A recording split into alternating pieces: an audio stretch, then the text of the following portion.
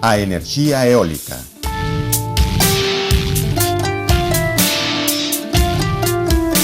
Que xigantes, dixo Sancho Panza.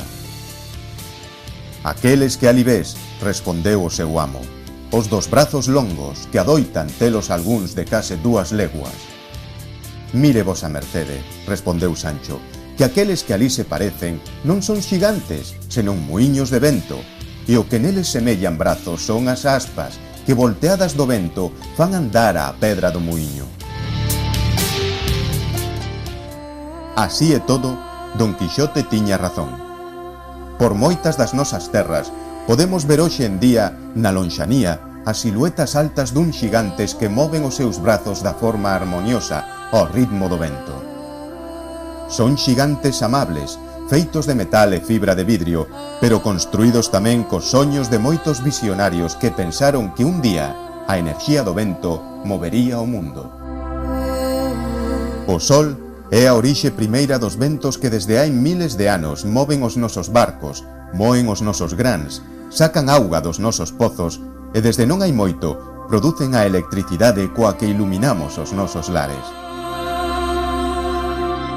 O vento é aire en movemento.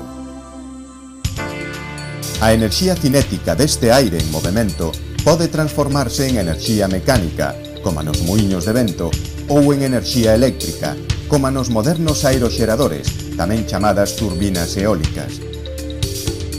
Os componentes fundamentais deste tipo de aeroxeradores son o rotor, a góndola e a torre.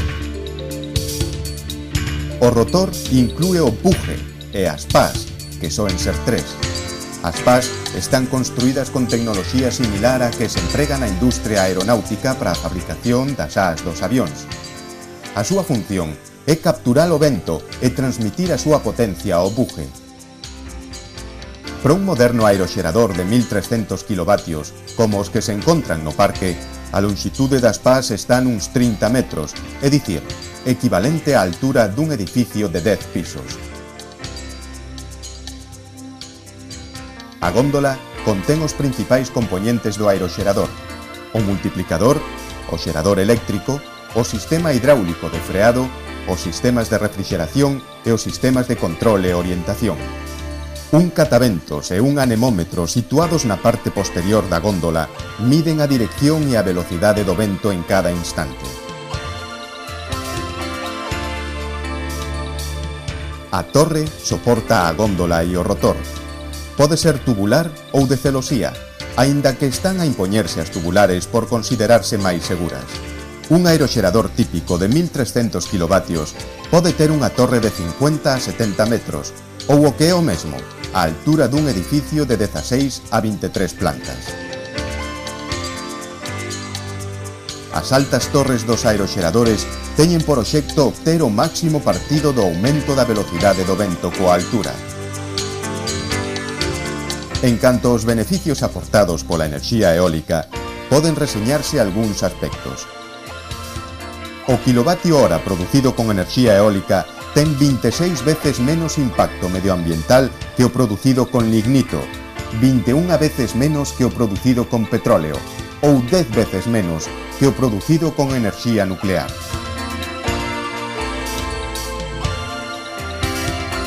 Gracias aos parques eólicos instalados en España, evítase a emisión de 5 millóns de toneladas por ano de CO2 e sustitúense 620.000 toneladas equivalentes de petróleo.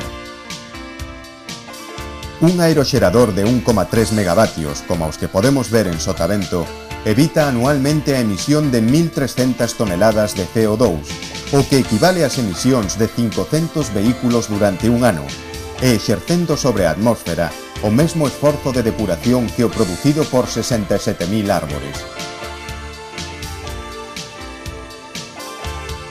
Entre os aspectos negativos que se imputan ao aproveitamento da enerxía eólica en aeroxeradores, un dos máis importantes radica no impacto que estas máquinas provocan na paisaxe.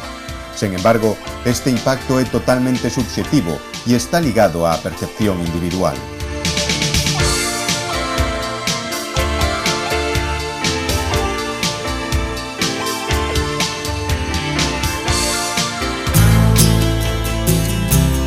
Sotavento móstrase como un centro de referencia na investigación e desenrolo da enerxía eólica a nivel nacional e europeo, amosando diferentes tecnoloxías de aeroxeradores e actuando como centro de divulgación e fomento da enerxía eólica.